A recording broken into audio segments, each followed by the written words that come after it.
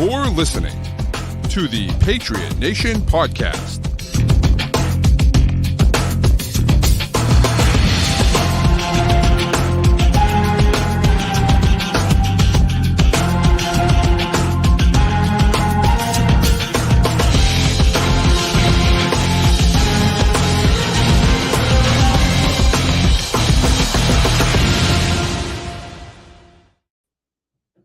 All right, welcome into another edition of the Patriot Nation Podcast. It's your boy Pat Lane, as always, with my guy Matt St. Jean. And this episode, as all the episodes are brought to you by PrizePicks, which is the official daily sports fantasy app of CLNS. So download the app and put in the code CLNS, and they will match up to 100. They will match 100% up to $100 of your initial deposit. So download PrizePicks now. And Matt, here we are. It's our last show before it's legal to tamper with people. I'm very excited. Very excited. It's almost tamper time. It's next Monday. I'm excited to finally get to put some dots on this board right here. And put some pieces on the board, and then we can start to see what the strategy is. And the Patriots got a little bit ahead of it today, making some moves too. And I want them to tamper the hell out of everyone. Just tamper everyone, dude. It's gonna be so good. just everyone. You have so much money. Just go and tamper. Throwing cash around. I love it. We'll see. But I don't know how much money they're going to actually spend, but we'll go from there. So, all right, to get to your point though, you kind of set it up there. The Patriots did make a move today, bringing in. Now, here's what's interesting about this. And it's so funny because my dad texted me. He's like, "Is he related to the basketball player?" And I'm like, "No, he's not, because he has a different last name." But he looks like Emeka Okafor, like UConn Emeka Okafor. For those of you that I don't know if you remember, I know you remember Emeka Okafor. I don't know if people out there listening remember Emeka Okafor, but it is not. He is not related to Emeka Okafor because his last name is Okorafor, and so it's close, but not quite. And I think the people call him Chucks. I think that's what I saw. I saw Taylor referring to him as Chucks, but I think it's Chukwuma Okorafor, who was a starting tackle for the Steelers, played primarily right tackle, and was fine. He was fine. He's a depth guy, and so look, I'm a little scarred from last year. The Patriots bringing in only Calvin Anderson, Riley Reef at tackle. I'm a little scarred by that. So I was not super pleased about the move today. But if it's a depth move, and if you're looking at him as your probable swing tackle, I'm okay with it. I'm on board with it. If this is a way to say, we don't have to spend as much money on Mike Onwenu as we want, and we don't know if this is like we see the writing on the wall and we're not going to re-sign Mike Onwenu, I hate it. But hopefully that's not the case. When I look at the tackle group you've got now, and you've got, I think, Calvin Anderson, Connor McDermott, and Okorafor here, all as guys who are veterans, who have started at some point, who are swing tackle capable level players. Obviously, things didn't go well for Calvin Anderson last year, not for football reasons. That was all off-field health stuff. And now that he appears to be fully healthy, according to his Twitter account, and will hopefully, get a full offseason with the team and be back fully in football shape, he can be what the Patriots thought he'd be last year. Because remember, they thought he was going to compete for the starting job last year. They really liked him. I know PFF liked him at points when he was in Denver too, with some of the stuff he did out there. So you get those three veterans who I think you like to be depth pieces, guys who can start for you, if needed in a pinch, a game, 2 games, 3 games, whatever it ends up being. And then you still have Vidarian Lowe, who's kicking around with another year of development, new offensive line coach. They tendered Tyrone Wheatley, the tackle that they traded for from the Browns last year, who has worked with these coaches before and who's familiar. And, he's very much a question mark at this point. But 2 developmental guys there who they want to keep around and, bring into camp. That's 5 players where if you say, hey, we're breaking camp, and 2 or 3 of these guys are on the team and another 1 or 2 are on the practice squad, I think you probably feel good about your depth. Now, the starters, that's the next question. If they don't sign Onwenu, I think you can piece together a starting right tackle with the guys that they have. It's not going to be a great starting right tackle, but I think it's with an eye towards, hey, this is a bridge for a future starting right tackle. This is how we hold the ship together until we can draft somebody we like. And then I'm assuming you're probably signing or drafting somebody this year to be your left tackle. We've heard the whispers about Tyron Smith. If you get this group plus Michael Onwenu and Tyron Smith, I think you have to feel much, much better about your tackle situation than you did at least, the midpoint of last year when they were really, really grasping at straws. Yeah. No, and that's, look, I get it. I understand. I'm just concerned. And like you said, they have a ton of depth at this point now, right? And so that concerns me. And maybe they decided to move on from Mike Onwenu. And look, maybe like you said, he's not a great scheme fit. We've talked about Onwenu, kind of at length here about whether he is a scheme fit or not. And I guess he's not, maybe not the best scheme fit, but he's the best offensive lineman on the team. And so you'd like to think you'd want to bring that guy back, right? And so, yeah, you're right. They could go out and get a right tackle, maybe try to get a developmental guy, maybe sign Tyron Smith at left tackle. Maybe they think they're okay if they can start one of those guys at right tackle. And Calvin Anderson is interesting, right? You said he posted something on Instagram, which he did. He said he almost lost his life. Now, we don't know exactly what was going on, but clearly it was something serious. And so I'm curious I don't know if we'll ever find out 100% what it was, but but it's good to see that he's back. And like you said, Wheatley's back. Alex Austin, by the way, and Dad just mentioned it too. Alex Austin is back as well, another exclusive rights free agent, just like Wheatley. So makes sense to bring him back as well. So, but it's the offensive lines. To me, the offensive line. I mean, look, we all know the wide receiver situation. We all know the quarterback situation. But the offensive line, to me, is a place that I feel like they ignored a little bit last year, and it just hasn't been as good as you want it to be. And so before we can really move forward, especially if we're going to draft a young quarterback, before we can really move forward, we need to improve the offensive line. And that starts for sure at the tackle position. And so, we'll see. I think it's a good depth move, but we'll see what it leads to. Yeah. I like the thing with Onwenu is that I think there's still questions. There's really three parts of the Onwenu thing that complicate it. One, we're still not entirely sure what position he's going to play, where he wants to play, where NFL teams want him to play. Two, we don't know what his scheme fit is like in New England. And three, he is negotiating for himself and doesn't have an agent. All of those are factors that will complicate a negotiation. Now you look at Dotson from the Rams, the guard, who just signed an extension to stay in LA today. He's getting, I think, 16 mil a year on his extension, which what I will say, that's the originally reported number. A lot of times the first number that's reported is inflated, and that's kind of your if everything maxes out. So I'm guessing that annual number is actually going to be a little bit lower than that, but that's a high number. If that's how it is, and Onwenu is, as people have said, the best free agent offensive lineman out there, he might clear $20 million. I don't know if he's worth that. And that's where, this is a tough game for New England to play, because on one hand, you don't want to lose the guy who might be the best player on your offense. But the flip side is, with where you're going into the future, he might not be the best player in your offense. And do you want to pay a guy $20 million a year to be, hopefully by the end of this whole thing, your second or third best offensive lineman who might be playing guard? Right. That I think becomes a question. I think the other factor here, something we haven't talked about, if we look forward to the draft, a lot of the top tackles are guys who play right tackle. Usually it's left tackle heavy. There's more right tackles at the top. And if you're New England and you like the right tackle class and you're not sure where Onwenu slides in and he's getting a ton of money, so a world where you say we're going to sign Tyron Smith to play left tackle, and we have a bunch of swing tackles we feel can start if needed, and we're going to trade back, and we're going to use a first-round pick, or we're going to use our second-round pick or whatever on one of these right tackles who we think is a plug-and-play starter.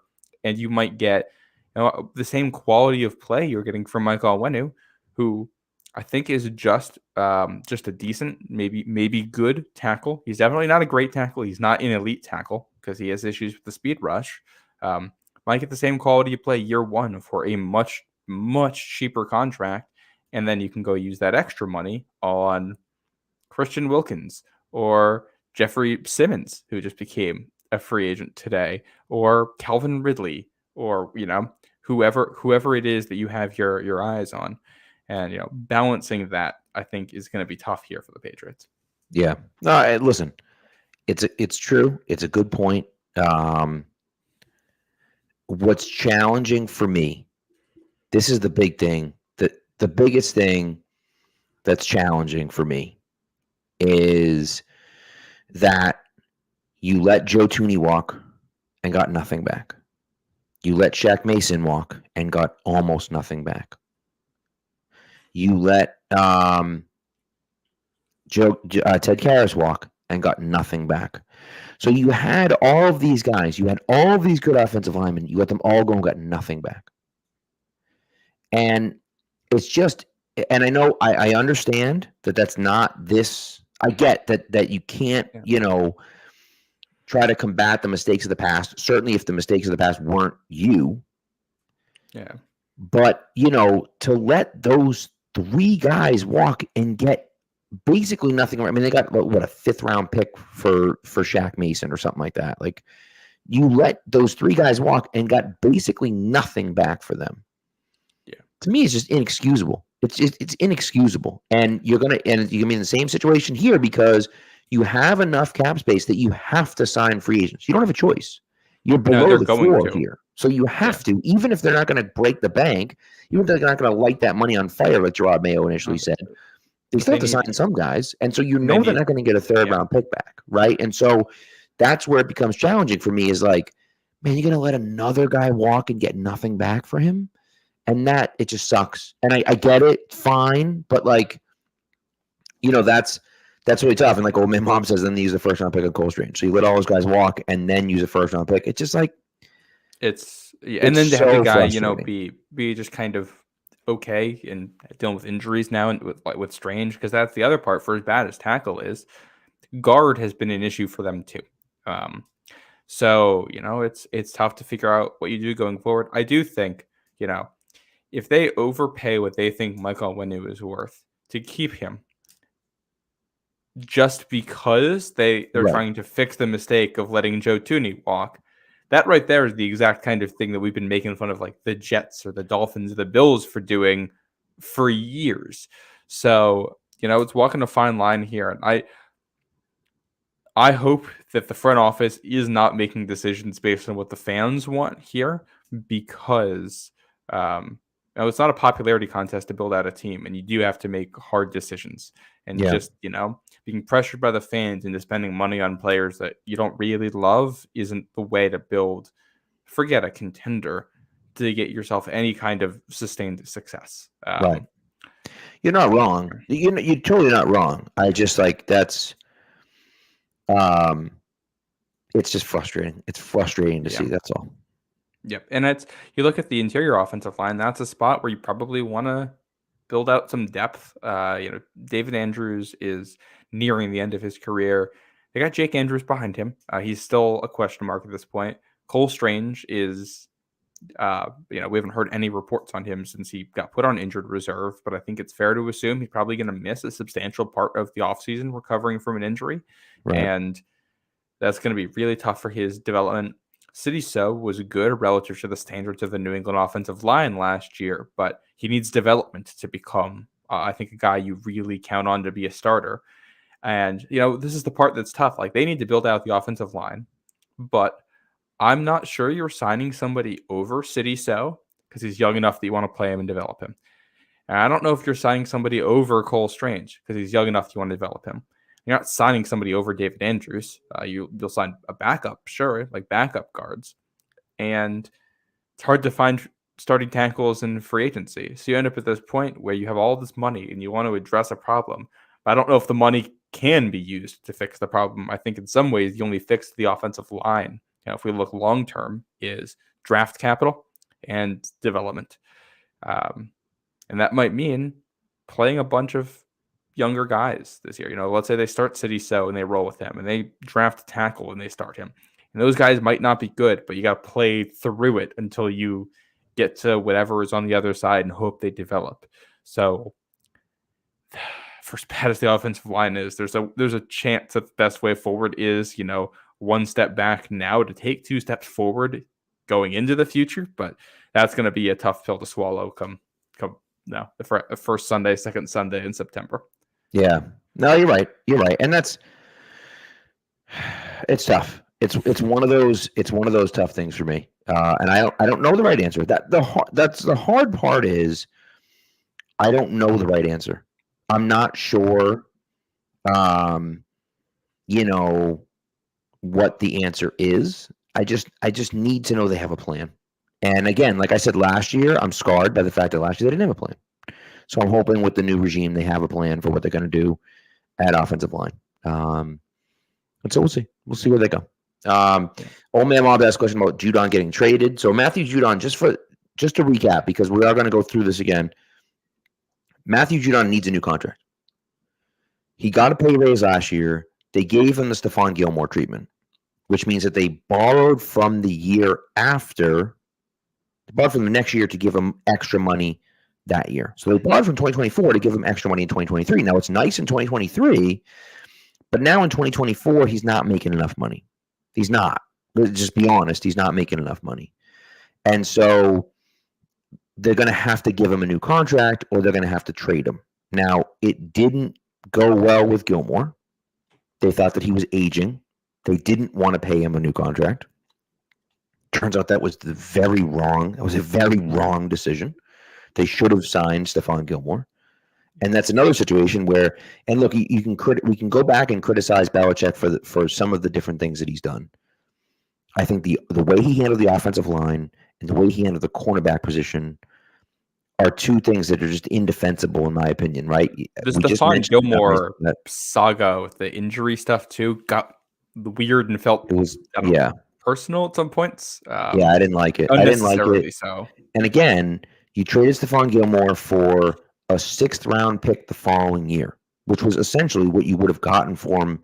You would have gotten more for him if you had just held on to him. He literally sat on the bench all year, didn't play, and then went into free agency and signed with someone. You would have gotten a better pick for him than you did when you traded him.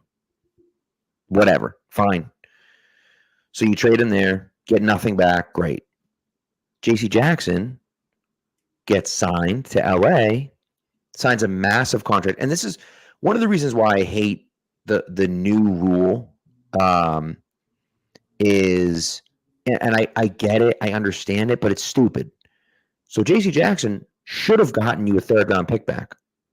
But because he got hurt and was out for the year, you only got a 4th round pick back. And that to me is stupid. Why should it depend on what he does the next year? It should depend on the contract, right? And so because he didn't play enough games.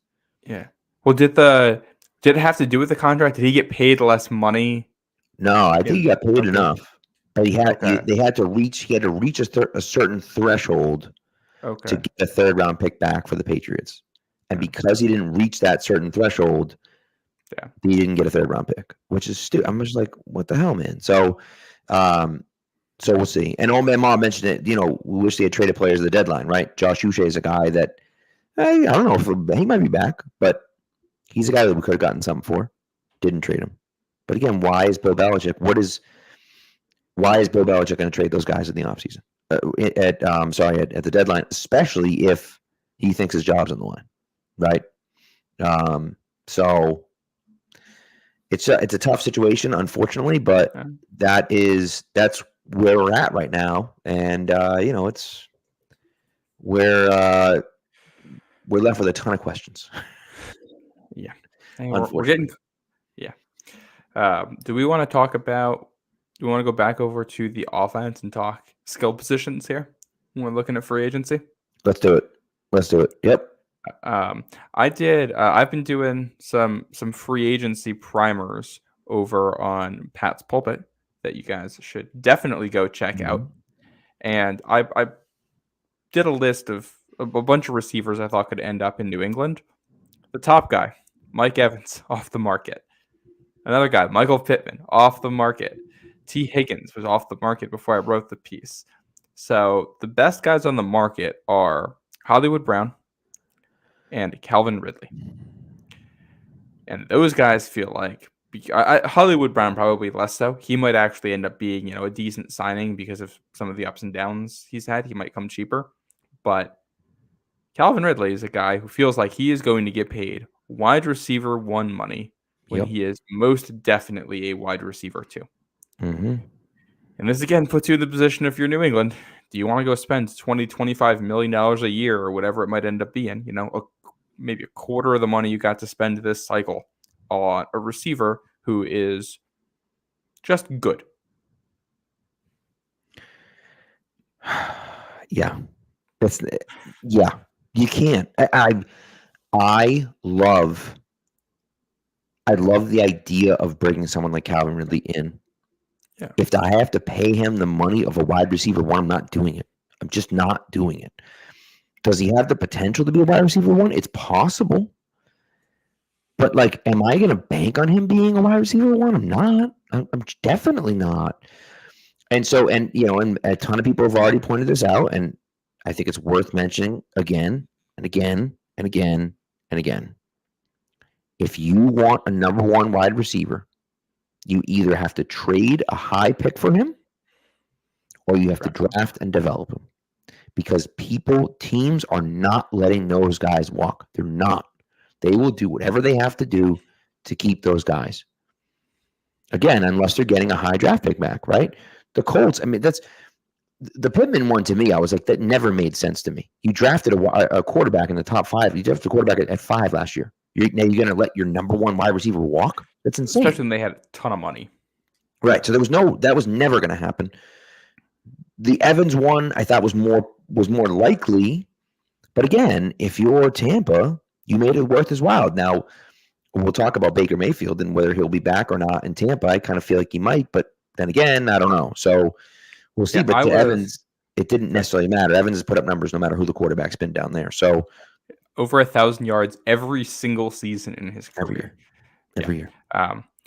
You mentioned, I want to come back to the receiver in a second, but you mentioned Baker Mayfield. Mm-hmm. Diana Rossini said, I think earlier today or yesterday, that at the combine, the numbers being floated around for Baker Mayfield started with a 4. If that dude is getting over $40 million a year, I am out. I like Baker Mayfield. I think he could be a good signing for New England, especially if they are not sold on the quarterback talent at the top and want to kick the can down the road on the quarterback question. I'm not doing that for $40 million a year off of one good season with Mike Evans and Chris Godwin and all the receivers they got down in Tampa. I'm not taking that bet. I'd rather sign Jacoby Brissett for whatever he's going to end up getting. Right. I could not agree more. I like Baker, but I don't like him that much. And I think that Brissett fits well. I'm starting to think. Oh God, Matt. I'm starting to think. Okay, I gotta breathe. Through this one. I'm starting to think that the play might be to move out of 3, move down to 11, 12, 13, and try to draft AJ McCarthy. I think, or if McCarthy goes before that, drafting a tackle or a wide receiver, depending on who's available there, and then drafting Penix at 34. I think the other thing here is, if you're depending on any kind of trade back of what you're able to do, let's say it's the one that I think we like the most is, if you can get the Raiders or somebody to give you the Trey Lance trade and you get multiple future first rounders, right? You move back. And, we just said, there's no real way to address offensive line in free agency. You can't fix it in free agency this year, really. You can use that first pick on a tackle, the second or the third tackle off the board, or, whatever it ends up being. Right. And in your second round pick, you can grab a wide receiver. And because that's the other position where you're not going to fix this in free agency. Players just are not there. You could spend all the money the Patriots have on wide receivers. You're not going to fix it with the guys available. And you could do that and maybe double dip at wide receiver, draft a tight end in there, draft another offensive lineman later, and try to really flesh out those positions and use those future firsts and use one of them on whoever your quarterback of the future ends up being and take him next year or the year after and have a bridge starter right now, regardless of whatever name you want to put in there for that role. Because it's just, you get so many holes on this team. And, in free agency, I don't think they're going to improve offensive tackle. I think they can improve wide receiver, but you're going to go from like a D to a C. So I don't think you're going to feel great about that. Tight end, maybe you improve, but Hunter Henry is one of the better tight ends out. And if you go for a different top tight end, you're probably just going for a younger version of that. Dalton Schultz is off the market too. I think you can go for a similar player if you want to get younger, and you can go for a Noah Fant or somebody with less injuries. I think that's fine, but I think that's probably a lateral move for next year. And quarterback, I think it's hard not to improve the position, but again, it feels like you're probably going from an F to a D or an F to a C minus at quarterback play, unless you hit on a quarterback in the first round or Michael Penix or whatever, unless a guy hits. Yeah, it's a good tough point. position. Yeah, and so old man mom mentioned this, and and someone else, I don't know if someone had DM me, I can't remember, to be honest with you, but he said the Giants trade, if you move from 3 to 6, the Giants have 2 second-round picks. So you could move from 3 to 6 and get 2 second-round picks this year. Instead of getting a first next year, you can get 2 second-round picks this year and kind of go from that point. Now, and is that more valuable? We can argue about that, but I like the idea with the depth of talent in this draft, especially at positions that you need. I like the idea of picking up 2 extra second-round picks, 2 extra top 50 picks. I like that a lot. Yeah, I think, and I like that because if you stay at 6, I think you're pretty much guaranteed one of the top receivers. And might not get Marvin Harrison Jr., but you might come away with Rome Odunze, and you're going to feel really good about that. And I think he'd be a great fit for New England. And with those second-round picks, you can draft and you can stay there. Or if you want to come back up the board because an offensive lineman falls and you want to move up from 34 to 20 or something like that, you have the capital to do that and still have a second-round pick left over. So I think that gives you some options. And I think I am personally not in love with the quarterback class this year, outside of Caleb Williams and Drake May. And I don't think I think with how much investment this offense needs, I really don't hate a world where you stock up on picks and drafts a supporting cast. Right. Well, and Ashton says, that he's tired of them trading back. And he's right. They did trade back 2 years in a row. Of course, they got Gonzalez last year. And again, my contention is that... It worked out last year really well. Right. And my contention is that, and was from the beginning, was that when they traded back, they knew they were going to get one of Gonzalez or Zay Flowers. And they were okay with either guy. They knew they were going to get one of those guys. And so they were all right trading back because they knew, well, these guys are both really good. We're going to get one of them. We hope we get Gonzalez. But if it isn't, Zay Flowers is a good consolation prize, and we pick up some extra draft capital. So fine. And again, if you don't agree with that, that's okay. But right now, you're in a position where you have the number 3 pick. Okay? You have the number 3 pick. That pick is so incredibly valuable. And I'm sorry, it's more valuable than a Marvin Harrison Jr., in my opinion. It's more valuable than him. And I love him. I love Marvin Harrison Jr. It's so hard to pass up on a guy like that. All right. But it's a massively huge position of value. And so if you can move down and pick up extra pieces, you can get another wide receiver.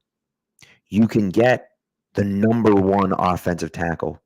You can get maybe even a quarterback, right? I don't know. Again, is the guy that they like, JJ McCarthy? Are they looking at it saying, you know what, JJ McCarthy's pretty good. We like him. We don't like him at 3, but if you tell me we can get him at 12, sure. Where do the Vikings pick? Vikings pick 11. Because the other rumor here is the Vikings are in love with J.J. McCarthy. That's the smoke. And willing to trade up. I can't imagine. Like, here's the thing about this. If they really feel that way, don't you think that all their leverage is gone? That the Patriots are like, we know you're in love with J.J. McCarthy. Well, sure, we'll trade you 3. Trade us 11 and your next 2 first-round picks. Oh yeah, they can. What I'm saying is that if you Like, end up, what I'm saying is, I think is if you move back from 3 at all, you're not getting JJ McCarthy because either unless you move back to 6, but even then, I could see the Vikings moving up to 4 or 5 to go get McCarthy from what we've heard, and they were aggressive last year too, trying to move up for a quarterback. So I expect them to go all in, and you know, if you could be the beneficiary of that and pick up a whole bunch of picks, you love it. But I wouldn't. I think if you move back at all, I wouldn't bank on any quarterback being there when the Patriots are on the board. No, and I agree with you. You're not in my opinion, you're not trading back to draft a quarterback. You're not, right? And if one of those guys falls in your lap and you're like, this is a good value for him and we'll take him, fine. But you're trading back because you're like, none of these guys are good enough to take a 3.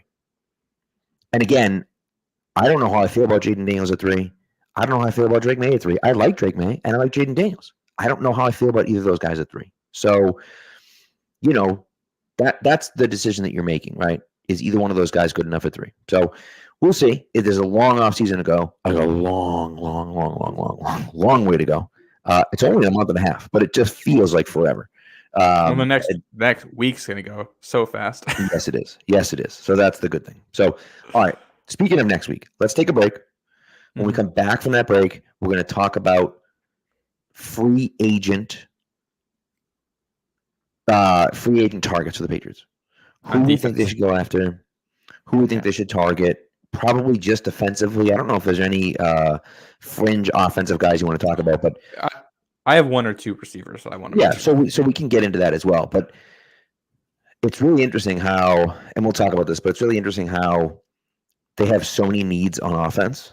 But there's so many good defensive free agents. Like, just sign all the defensive free agents and draft all the offensive guys. So Pats could be winning games, 7-6 with a touchdown coming from the defense next year. That's right. So, but anyways, we'll see. So let's take a quick break and then we'll be back with some free agents. Football season may be over, but the action on the floor is heating up. Whether it's tournament season or the fight for playoff home court, there's no shortage of high-stakes basketball moments this time of year. Get in on the excitement with PrizePicks, America's #1 fantasy sports app, where you can turn your hoops knowledge into serious cash. Now, PrizePicks even offers injury insurance so your entries stay in play, even if one of your players gets injured. For basketball games, if you have a player who exits the game in the first half and does not return in the second, that player projection won't count against you and the rest of your entry stays live. Now, this week for me, I have Steph Curry for more than 29 points and Nikola Jokic for more than 10 rebounds. And then Caitlin Clark for more than 30 points and LeBron James for more than 7 assists. So download the app today and use the code CLNS for a first deposit match up to $100. PrizePicks. Pick more, pick less. It's that easy.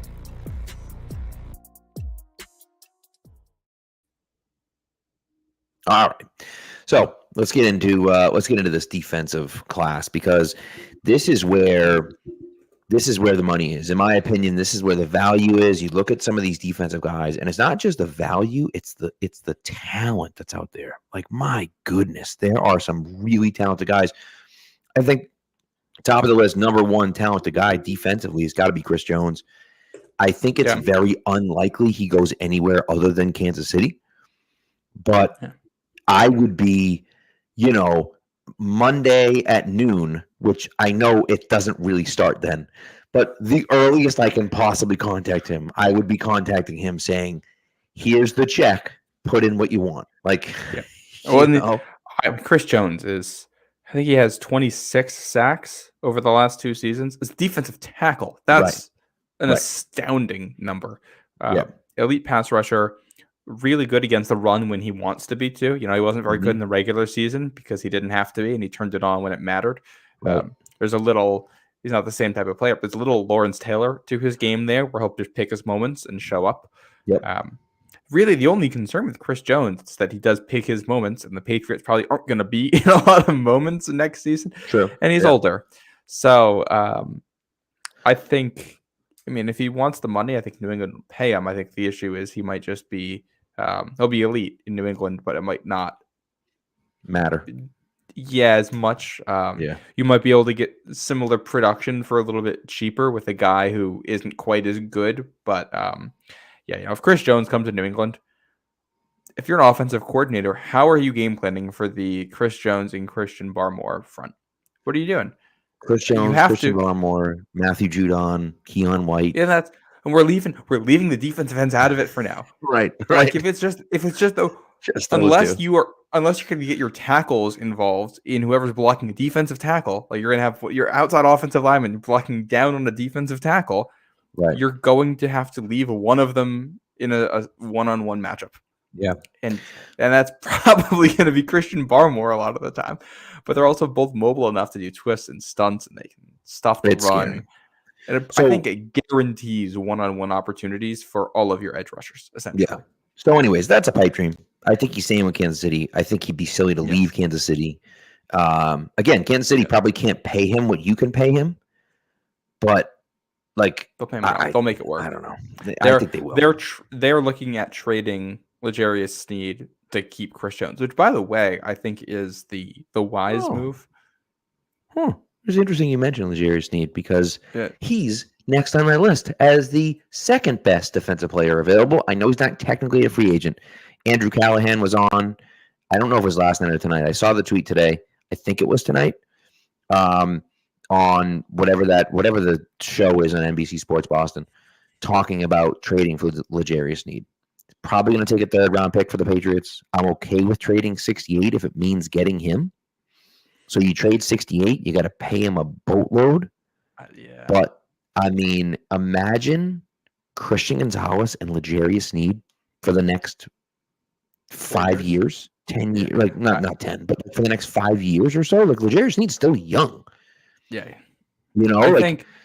I don't know if they would do it, but holy crap, that dude's a baller. He is a baller, and he's physical, which I like. Right. Here's the thing: I don't think 68 gets it done. I'm not even sure 34 gets it done for New England because there's been a lot of talk about the Lions sending their first-round pick because they are very, very interested in him, and they have the cap space to do it. And they could. In need. They certainly could. Just going off what people were saying, because he was going to command so much money, there was a thought that it was probably going to be a second-round pick. If the Patriots are able to send, say 68 and a fifth-round pick next year or something like that, you know what I mean? But you're probably right that he's going to end up going for, a late 20s pick or even a even a pick in the 30s or 40s or something like that. You know what I mean? And it might be the Lions trade. What do they have? 29, 30, whenever that is, for L'Jarius Sneed and like a fourth back or something like that. Right. I will say there's one part about this that does concern me with Sneed, and that's I have to go back and see if I can find it. But I was listening to some podcast last summer about how NFL teams were using analytics departments. Mm-hmm. And they mentioned how the Chiefs have something with their secondary that they have figured out analytically with player development and drafting and how to play them on the field. And that they are ahead of everybody else there. And if that's the case, the Patriots don't have that. Well, they probably have something. They do a good job with their corners, but they don't have what the Chiefs have. They don't have that intel. And, I do get a little bit scared about like, hey, we're going to give all this money to a corner who might go from being elite to just really good or great with you. Right. So I would love him in New England because, again, with his physicality and I think Christian Gonzalez's speed, I think that gives you two very different dynamics. And you can, any number one receiver that comes in New England, you have a matchup for him. Like however you want to play it, you've got a guy who can do it. But well, and TJ does point out like Kool-Aid McKinstry sounds like he's dropping a little bit. Yeah. He's a guy that could be available at 34, right? And so maybe you say, all right, well, we draft a guy at 34. Now, obviously, Kool-Aid's got a little ways to go until he's good as L'Jarius Sneed. But that doesn't mean that, that you can't, that bringing him in would be a bad idea at 34. So there are ways to do it. I think you need to help the secondary. And look, I mean, we already mentioned this. I mentioned this before the break, but like, I just feel like it's going to be a situation where you draft offensively and you sign and or trade defensively.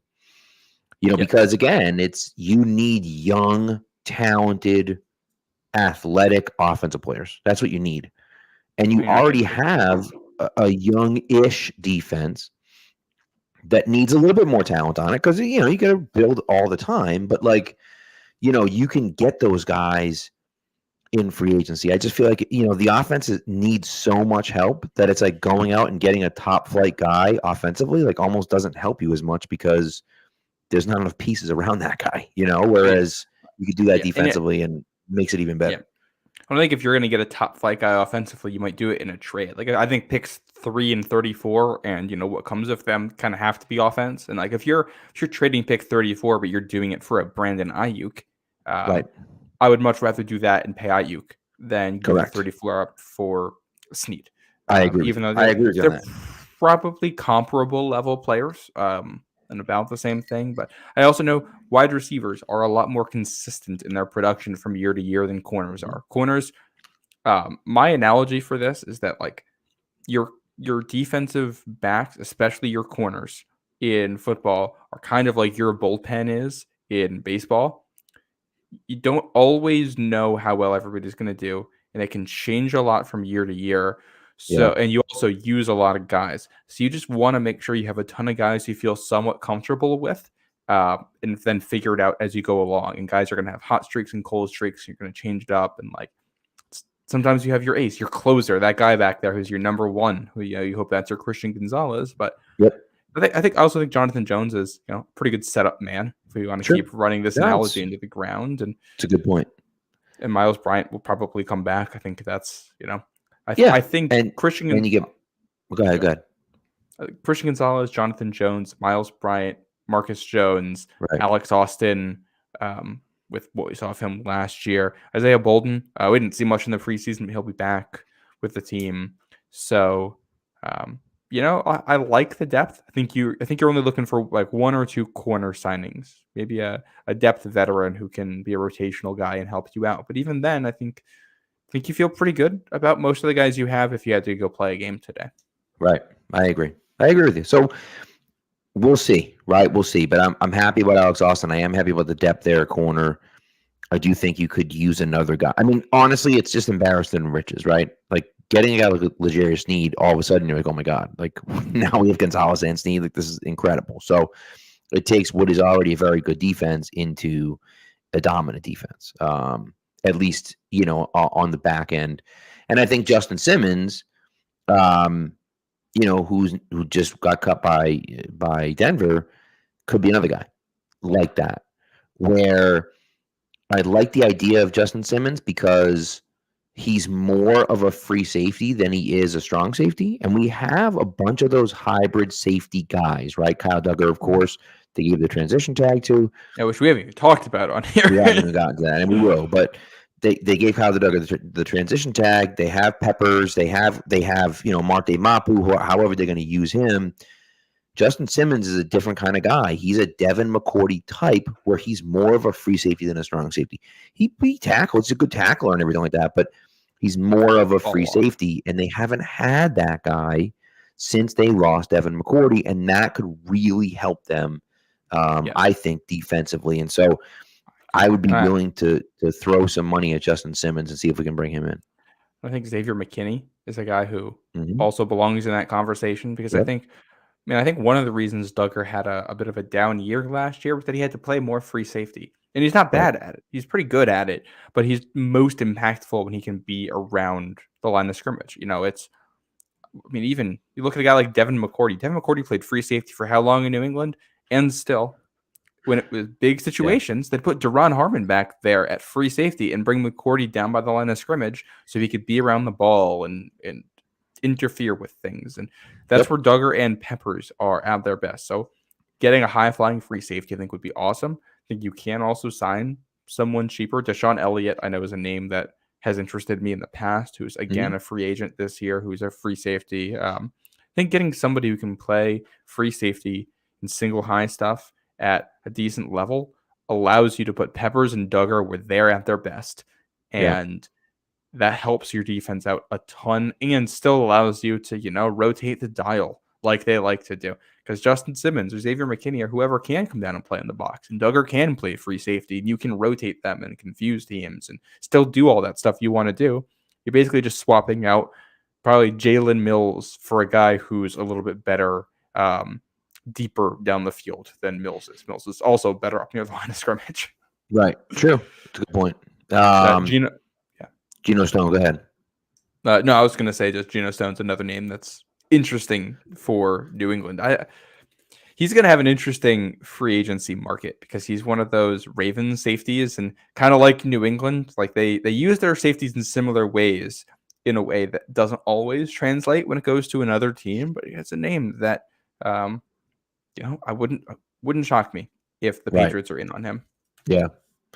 Yeah, and so, we'll see kind of how it goes, but I do think that there's a need for something on the back end there. And so, again, whether it's a safety, whether it's a corner, whatever it might be. And so we'll see where they go. Now, to get back to the transition tag from Kyle Duggar, Patriots put the transition tag on Kyle Duggar, just over $13 million.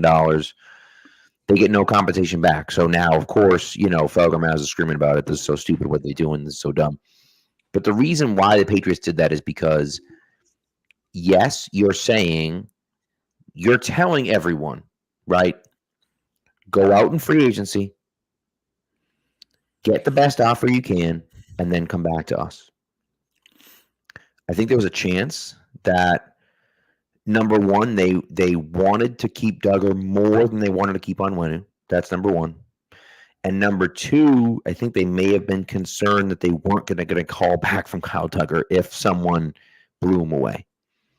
And so by putting the transition tag on, you guarantee he has to call you back, right? You have no choice. The Patriots get to match any offer that gets made.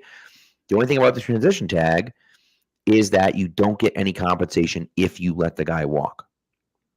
Now, it's $4 million cheaper than the franchise tag. And so that becomes that issue where you look at it and say, well, I think the safety market is going to be around $13 million. And by the way, they were right about that.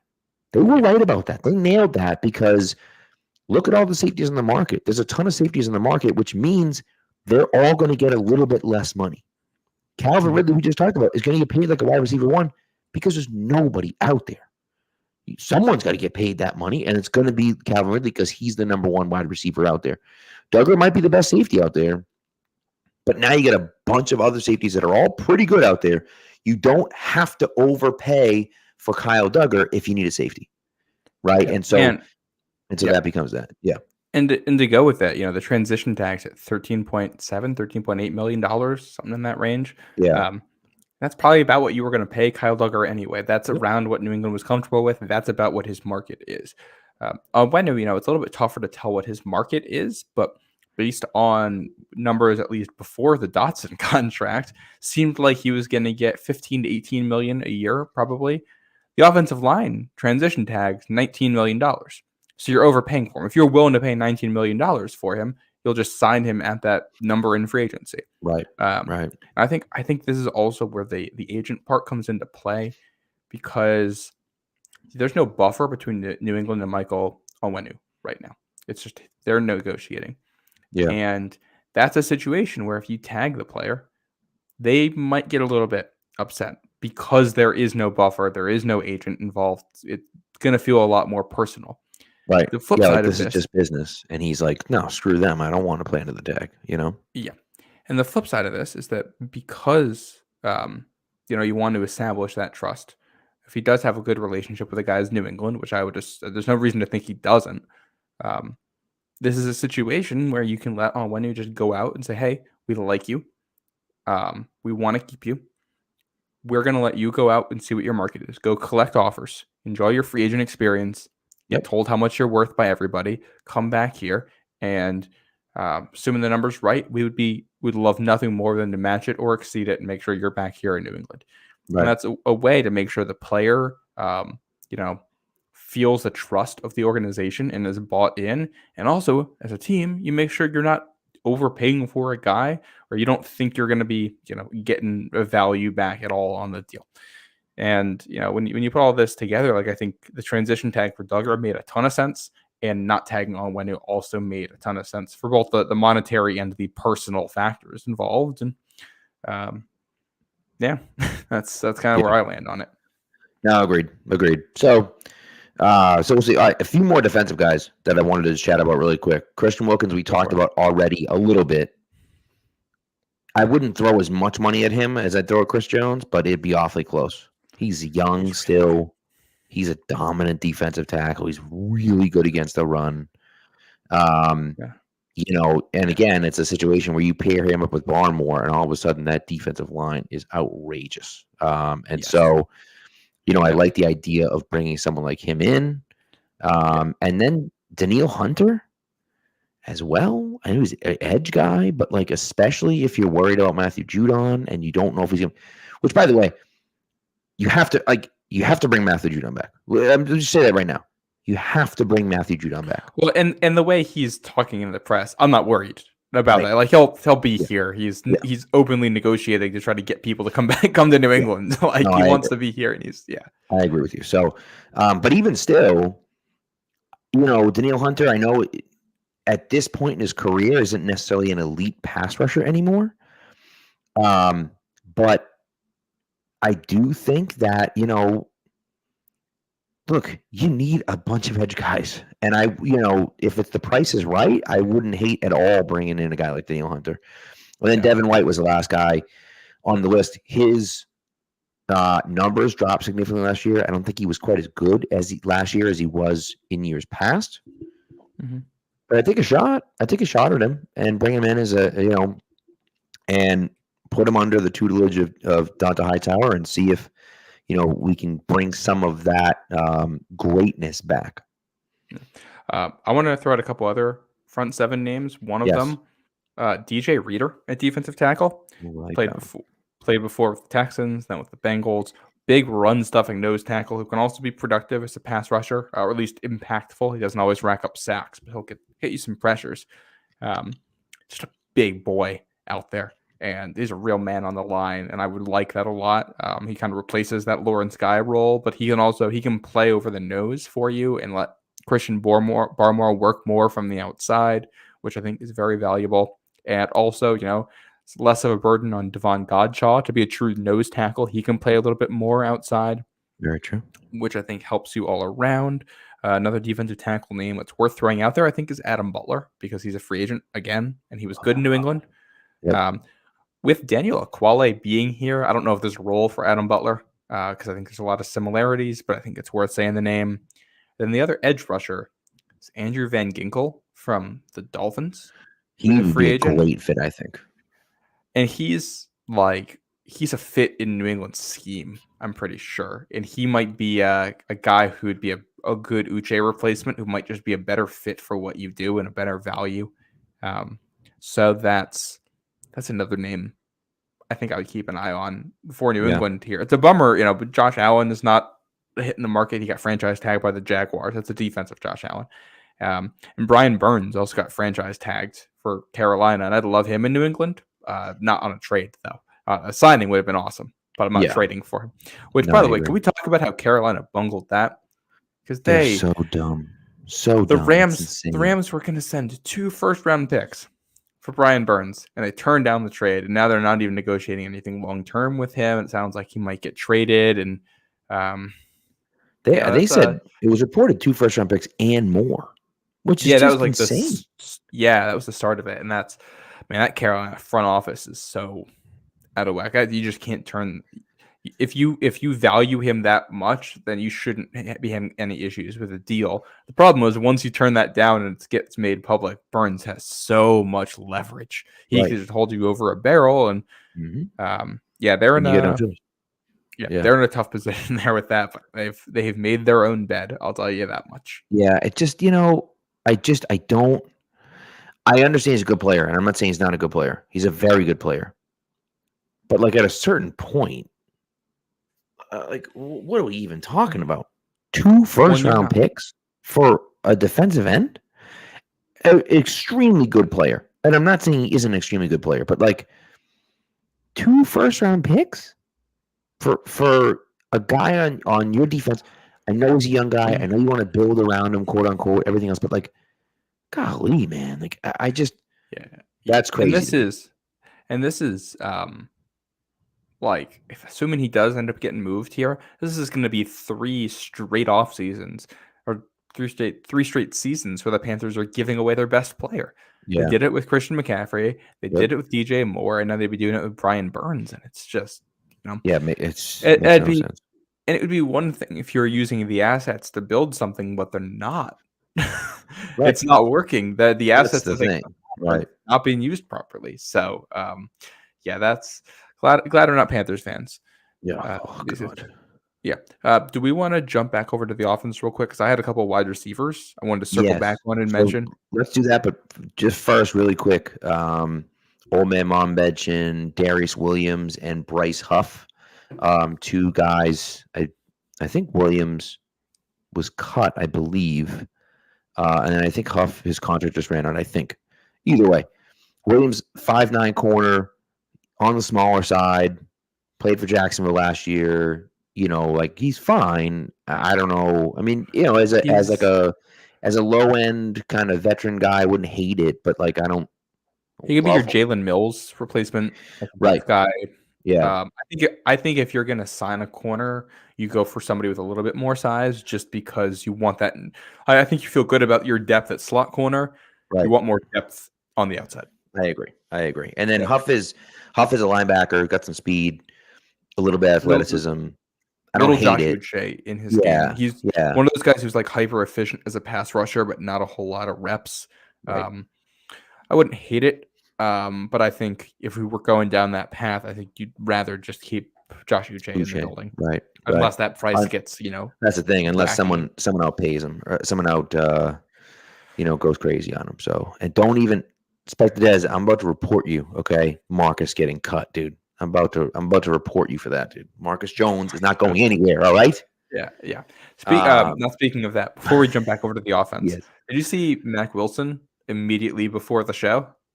Yeah, I just tweeted eyeball emojis. I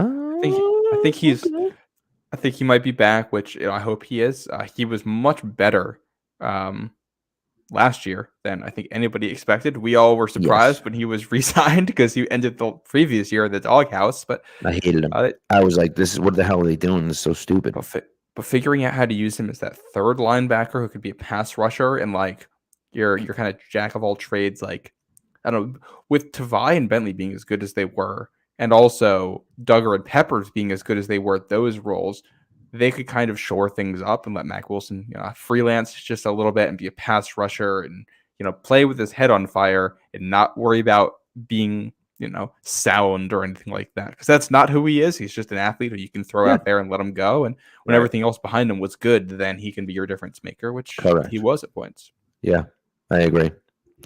Yeah. All right, what do you got? There's the first name on this list is one that we still don't know if he's I'm gonna jump back for a second. We didn't talk about Hollywood Brown that much. I haven't heard much about his free agency at all.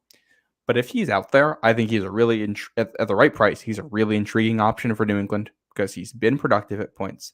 Yeah, he has speed that actually translates to the field. Does and he has a former first-round pick. This is the type of guy they've always brought in. When it was Philip Dorsett or whomever, obviously Brown has been a lot more productive than Philip Dorsett ever was, and he's a better player. But as long as the money isn't crazy on this, I think he's a guy I'd think about because he brings something different to your offense.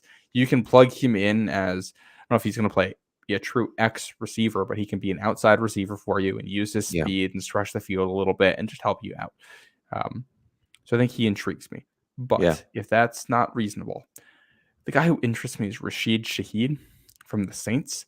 Okay. Who's an all-pro as a returner last year. Yeah. But he was he's an exclusive rights free agent, I believe is what it stands for.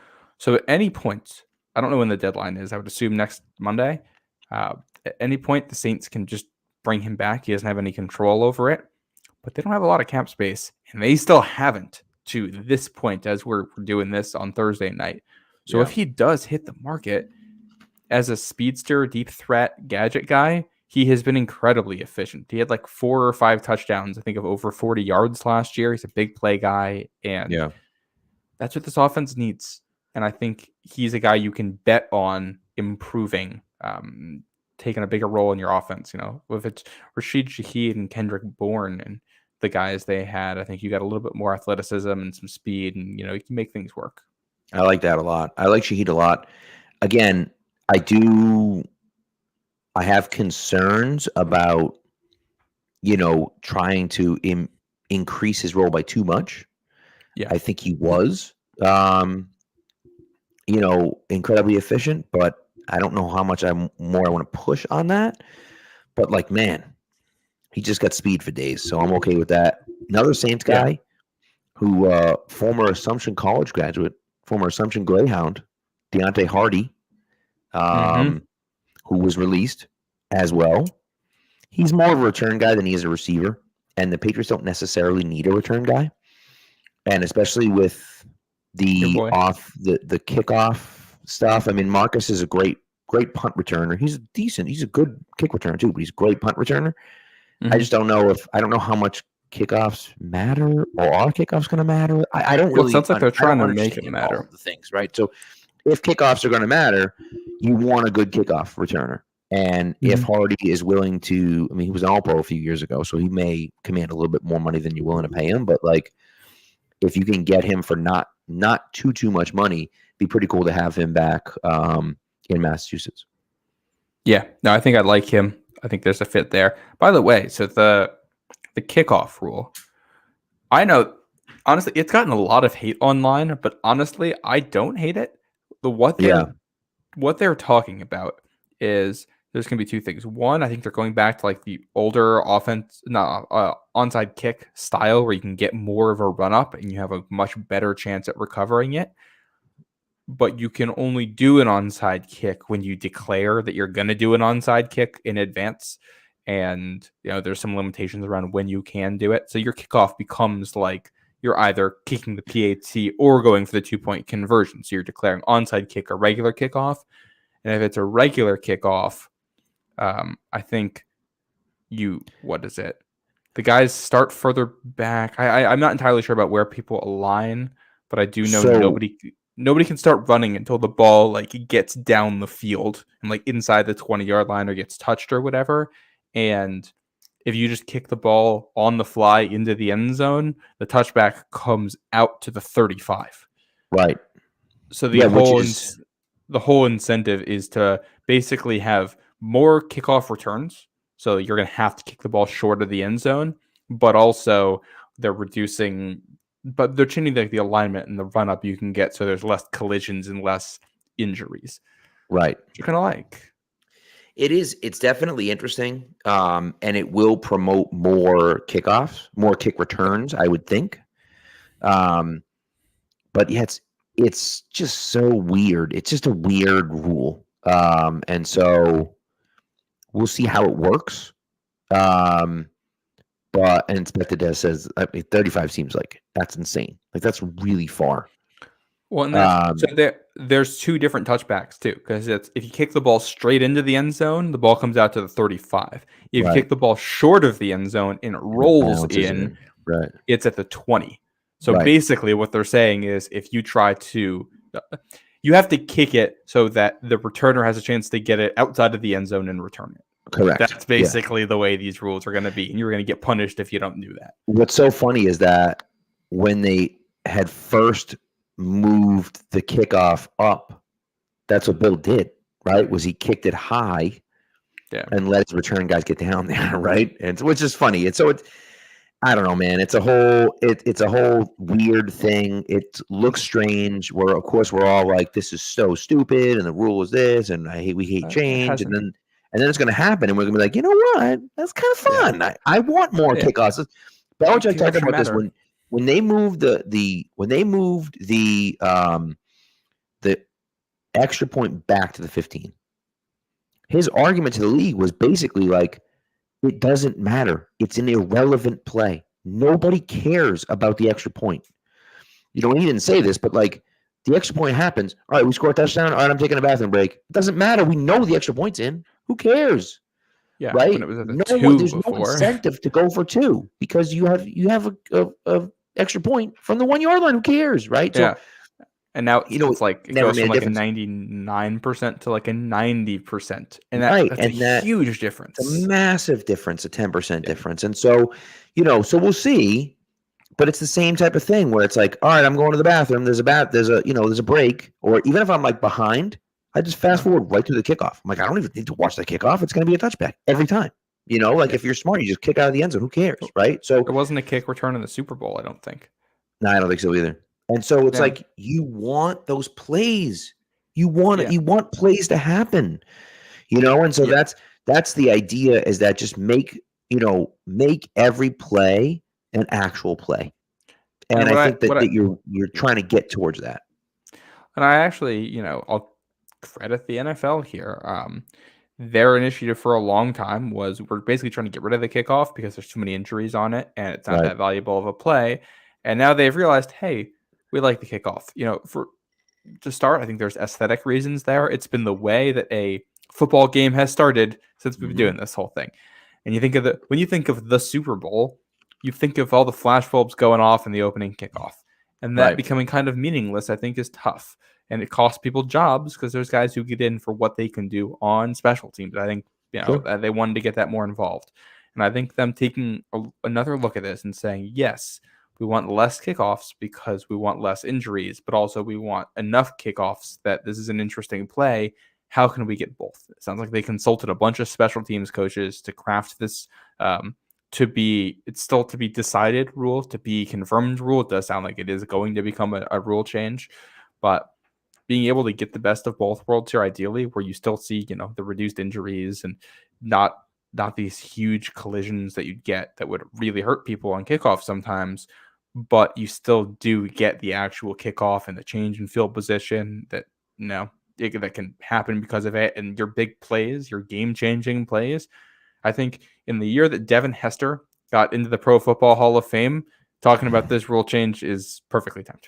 Yeah, and you're totally right about that, right? And imagine if Devin Hester didn't have to return kicks.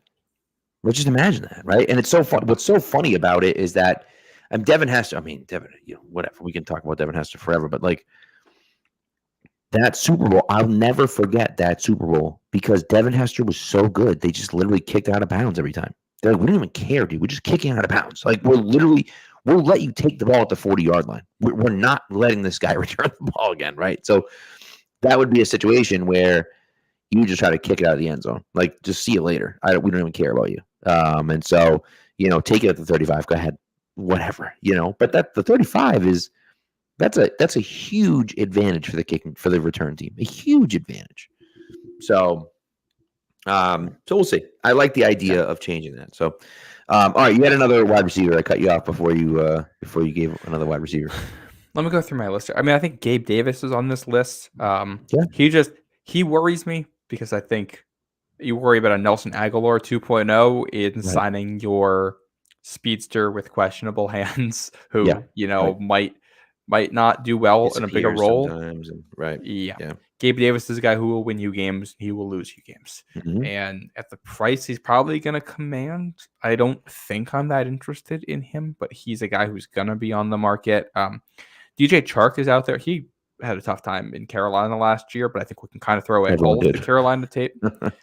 Is a true outside guy who, if they hopefully move on from Devontae Parker at some point, I think can assume the X receiver duties until somebody else takes it from him, whether it be somebody who's drafted or whatever it ends up being.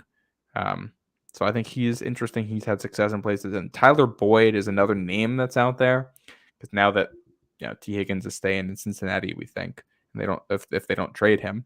I'm just not that interested in Tyler Boyd personally, right? Because I think he's good, but he's not great. He's probably going to be a little more expensive than you'd like. He's a little bit older now, and he plays the same role as Demario Douglas. And Pop Douglas is your best receiver last year. I don't want him off the field. I think you're trying to sign guys who play outside. Yeah. So maybe Juwan Jennings can be in that role. He's a free agent. The last time they signed a guy from the 49ers, it worked out. Good. Yeah. But even he's it's funny. Like, you watch Juwan Jennings and you see him put on a Super Bowl MVP level performance. And then you look at his stats. He has less than 1,000 career receiving. Yeah, it's wild. Yeah. Yeah. So maybe that's just being, the fifth, sixth wheel in an offense. He's buried in the depth chart, but yeah, I don't know. Do you feel like if he was that good, they'd get him on the field more, right? Well, he's not a speaker. He's almost like a possession tight end in some ways, the way he gets used, because he's there on third downs a lot, and he's got like the big catch radius, and he's like, when everybody else draws the coverage and he gets the single team and it's a big play, he can make it. Yeah. But or they call him third and Juwan, right? Like, I mean, it's and he did it that coverage, and who's drawing that coverage for him? Right. In New England. Right. And so that's the problem, is that he's getting, if we bring in Juwan Jennings, he might be getting the number one corner. And so then it's like, well, things are a little different when you don't have, Ayuk and Deebo Samuel out there. So, and we're talking receiving options. There's a tight ends too. Dalton Schultz and Jonnu Smith are both off the market, who I thought could be interesting names for New England. The next guy up is Noah Fant. I think Gerald Everett too could be in this conversation. And he's a guy who's basically played exclusively out on the West Coast, and he's been in the McVay offense. He's been in the Seattle offense. He's been in a lot of these offenses that I think New England's modeling after. So, if Hunter Henry isn't going to be the guy, Gerald Everett being a replacement, I think works. I don't think you're going to see a huge change in things. I also don't hate a world where you bring back Hunter Henry and Pharaoh Brown and go sign, Noah Fant or Gerald Everett to replace what you got from Mike Gesicki. Yeah. That said, none of these guys are exceptional blockers still, and I still do wonder about what your two tight end. I don't know how you play a two tight end offense, but neither tight end is anything better than meh as a blocker. Right. Yeah, I don't know. Old Man Mob was asking about Donovan Peoples-Jones. Peoples-Jones is a guy that played under Alex Van Pelt in Cleveland, had 61 catches, I think, in 2022, and then was traded midseason last year, kind of fell out of favor, had 13 catches total this year. He's right next to Devontae Parker in all of these separation statistics. And I'm a Michigan guy, I like my Michigan guys, but Peoples-Jones, I think, is I don't hate the idea of getting him as like a cheap option, as like a high upside guy, maybe, and you get something out of him, but I don't know how dependable he is, and there's a lot of redundancy with he and Parker, I can tell you. Maybe cut Devontae Parker. Send him out the pasture. We should do that anyways. Yeah. So I got one other free agent name. Okay. That I think is just worth mentioning in here. This is we're going to a backup offensive lineman here. Oh baby! I wanted to get his name in because I wrote about him yesterday. Nick Harris. He's been a backup center for the Browns, basically the whole time with Alex Van Pelt. He's been good when he's gotten on the field. He hasn't had to do too much, but he's backup interior offensive lineman, can play center, solid. But they wanted to get him on the field this past year, so they started using him at fullback. And he was pretty good at it. He's a free agent. He's got the chemistry. They need depth on the interior offensive line, and they could use a fullback. And you add in the relationship, and it's like, all right, this is the kind of value signing that I think New England could make, where you get David Andrews insurance, a guy who can be your sixth offensive lineman. You could be your James Ferentz replacement there as your guy who's just kind of a veteran who's there, who plays a bunch of different spots. And he can do some funky things for you. And it's great. Yeah, it's not, you're not going to use all $100 million you got in free agency on, luxury items. So I think I like this guy. So that's my pitch on him. So good. I'm a fan. Let's do it. Come on, let's do it. Why not? Old Man Mom asked, will the Pats bring the fullback back? I think they will, because that's something that I think Alex Van Pelt always had in that Cleveland offense. If they didn't have a traditional fullback, they were converting somebody or using tight ends to play that Right. role. And they're going to have somebody who's good in that role, I think. I don't think it's going to be like what it was last year in New England. I would agree. Yeah, whether it be a use check, I think obviously use check is a great player. If you can get I'd rather a guy, I would say more of a use check guy than a Devlin guy. I'll put it that way. I think that's probably what we'll see.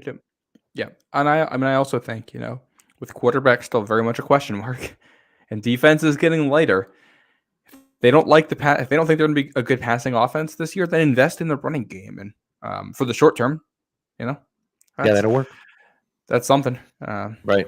Agreed. And it's like you said, the fullback, and Gregory Stevens in the chat too. The fullback can catch. Gives you some options off of play action.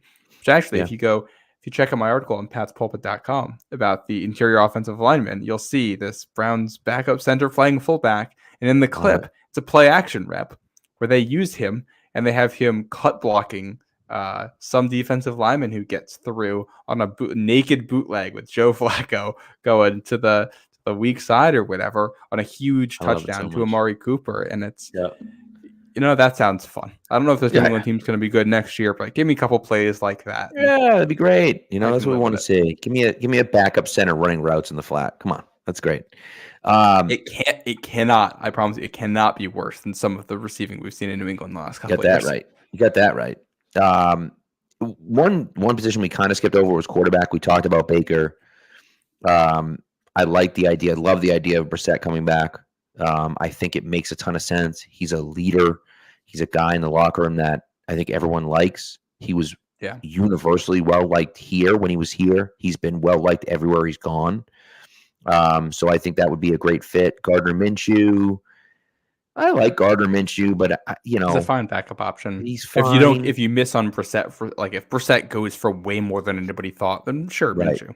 Right. Yeah. And that's kind of how I feel about it. And listen, if you run it back, if Brissett starts all year for you, are you going to be like a playoff team? No. But, he can be a good guy for you. And especially, and I know they're not the same player at all, but I do think the parallels between him and Michael Penix are enough that he would be a good mentor for Penix, right? They're both, semi-athletic guys, but they're not running with the ball. They're athletic in like the young Ben Roethlisberger kind of athleticism. Right, exactly, yes. Right. Yeah. But avoiding, I mean, Penix is one of the best guys in college football at avoiding the rush and avoiding sacks. And, and Brissett does a nice job of that too, even though he's not running for first downs necessarily. He will occasionally if he has to, just like, any quarterback would. But he does a nice job of kind of avoiding the pressure. So yeah, and the nice thing about Brissett that's where I'm at too, with him. So, and Brissett's the kind of guy where you can sign him, and if you have to start him, you don't feel bad about it. Especially let's say you don't draft a quarterback at all. Let's say you hate it. The situation where you come away with no rookie quarterbacks, you can start Brissett for a season. You're going to get competent quarterback play, and you're going to be. Especially some of the other teams out there, you're going to get top 27 quarterback play in the 100%. NFL probably. Yep. And maybe not much better than that, but that's still an improvement from last year. But he's also not so good. Like, you're not investing so much money into him. He's not going to have the expectations of being a franchise guy. So when you do inevitably draft someone, you don't have to worry about locker room issues. He can be a mentor. He can help the guy develop. I think that is also valuable because, you sign a Baker Mayfield, and I like Baker Mayfield, but he's not necessarily the mentor type. I don't think, especially if you're getting $40 million a year. Well, yeah, of course not. Right. No, but yeah, I will say if they sign Baker, I'd be okay with up to 4 years on the deal. That's how far I'd go out, with the caveat that you need an easy out after year 2. That's where you need to be able to pull the ripcord. And I think I'd go as high as 33, maybe $35 million a year for him, looking at, what Geno Smith got and what Daniel Jones got, who I think are probably the market comparisons for him. But start with a 4 is not going to. If it was 3 years, $100 million and nothing guaranteed after year 2, I think I would sign that and feel pretty good. Yeah, I agree with you. We'll see. But I don't hate that idea. I hate the idea of paying him $40 million. I don't hate that idea. So, we'll see. All right, you got anything else, or you want to go into our final few segments here? I think we can go to our final few segments. Okay. All right. Do you have a trivia question? No, I totally forgot to do. It's fine. Yeah, nope, so we're good. gonna. I'll do the announcement now because we have to announce our winner for that. And I totally forgot to do that too. So we're not gonna do trivia next Thursday either because it's gonna be all free agency stuff with that going on. So 2 Thursdays from now, or whenever our show is that next week, we'll announce our trivia winner for the last section, and we'll start up a new session of trivia. Maybe we'll do one off-season one, and we'll maybe do the questions a little bit more spread out. I don't know, but yeah, we'll see. By the way, Gregory Stevens over here is talking about Fields. I'm out. I think I'm out on Fields. I just don't think he fits with what we want to do. No, I fully agree there. Yeah, with AVP, it doesn't make sense. Yeah. If he were available for like a 5th round pick, then sure, I'd think about it. But even then, I love Fields coming out. He was my number 2 quarterback in that draft. And you just haven't seen the progression as a passer. No. And when you only have 1 year left on the contract, and it's not the cheapest quarterback contract, in some ways you'd rather use that 5th on if Spencer Rattler were there, which at this point he probably won't be. But if he were there, I'd rather use the 5th on Spencer Rattler than Justin Fields, even though Fields has had more NFL success. Agreed. All right, let's get into this then. If that's the case, let's go right into this. And now for something we think you'll really like. This week in sports history. All right. You want to go first? I have 2. You want me to go first? I can go first. No, let's do it. On this day in 1996, Magic Johnson became the 2nd NBA player to reach 10,000 career assists. Okay. That's a good one. I like that. 10,000 career assists. 1996? Yeah. It's wild to think that Magic was still playing in 96, but yeah. Man, I wish Larry Bird's back had not been destroyed. That sucks. What are you going to do? All right, I have 2. They're both completely insane. And so you're welcome already. Thad Skywalker says this week in sports history, Peyton Manning announces retirement. I think it was the anniversary of that was like a day or 2 ago. But certainly this week in sports history. The on this day in sports history site is telling me that's today. Oh, okay. Well, there you go. How about that? It was today. Yep, that's a good one, Thad. I have from 1857, baseball announces that 9 innings constitutes an official game. Before 1857, the game ended. It's so stupid. Oh boy. The inning in which one team reached 21 runs. That's when the game ended. So, there you go. So, wow, a little bit of a different game back in 1857. A lot's changed. And then I found 0 information on this. I looked it up. The only thing I could find was the New York Times posted. The New York Times will post just the one page of all the little blurbs or whatever, and the blurb was there, but the picture was blurry, and I couldn't zoom in enough to actually read what the blurb said. But on this day in 1930, Georgetown High of Chicago beat Homer in basketball. Fine. The final score of the game, 1-0. I have before the shot clock right there. I have no idea how it happened. I don't know if it was literally the shot clock got ran out. I don't know if a guy went up for a layup in the first minute of the game, got fouled, hit 1 free throw, and then they called the game for some reason. I have no idea what happened. I couldn't find any information on it, but I can attest that there was a blurb in the New York Times on March 8th, 1930, saying that some team had won 1-0. So, if you look at basketball stuff pre-shot clock, there's some real weird scores because it was all a possession game. It was all those. Right. Yeah. But by the way, if you want a weird little basketball anecdote, I just remember this quote.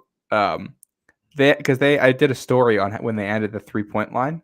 college basketball back in the 80s. And I was looking at some newspaper clippings from the time, and you've got Coach K going out there talking about how his team can't hit threes and they don't know what they're doing. And you got the Seton Hall coach at the time claimed that he had his players, every one of his players shooting nothing but 3-pointers all week long to prepare for it, and nobody could hit a single one. Oh my all God. these coaches complaining about something that is now, that's the thing in I love basketball, the 3-pointer. Yeah, So, it's crazy. It's crazy when you look at it and think how much the game has changed. It's almost a completely different game than what it was back then. Obviously, they added the shot clock, right? That obviously changes things. But the way that the 3-point line makes such a difference, they move the 3-point line back, then they move the 3-point line back up, right? And so they've made a bunch of different changes. And so it is interesting to see, to see kind of how it goes and how it's changed. And I think, some parts of the game are better than they were. Some parts of the game are worse than they were. And that's the way it is with everything, right? But it is fascinating to see, and the other part of it, and this is what pisses me off about the way we talk about basketball is that guys like Bill Russell and Bob Cousy and guys like that wouldn't be able to hang with these guys. And some part of that is 100% true. Obviously, they played in a different era. But at the same time, if Bill Russell had been born in 1994, right, instead of whenever the hell he was born, right, in the 20s probably, he looked very different. He's probably born in the 30s, by the way, not the 20s. But he would have been a very, very different player, right, yes, than what he ended up being when he played basketball, right? So, yes. Let's not pretend like that makes a difference. He would have looked completely different if he had all the training that these guys had and played AAU from the time he was 6 years old until whenever. He would have been incredible. He would have been the best player in the NBA probably. And so that's the type of shit that annoys the hell out of me. Where I'm like, dude, would you just stop it with that, man? I know it's old time basketball, but what do you want them to do? That's the era they played in. That's not their fault. The cross era stuff gets weird. Yeah. It's also one of the reasons why, to a degree, I object to the whole idea of a GOAT conversation in a lot of sports because things are so different in different eras. Right. I think separating it by era is important. Agreed. Because obviously, Michael Jordan against LeBron, if you just put the two of them against one another as they were, LeBron would kill him. Why? Because he grew up later in a different era of basketball with much more skill development from a younger age and much better muscle routines and things like that. Right. But they were both the greatest of their era, and I think that's kind of what matters. They never did play against each other, and who cares?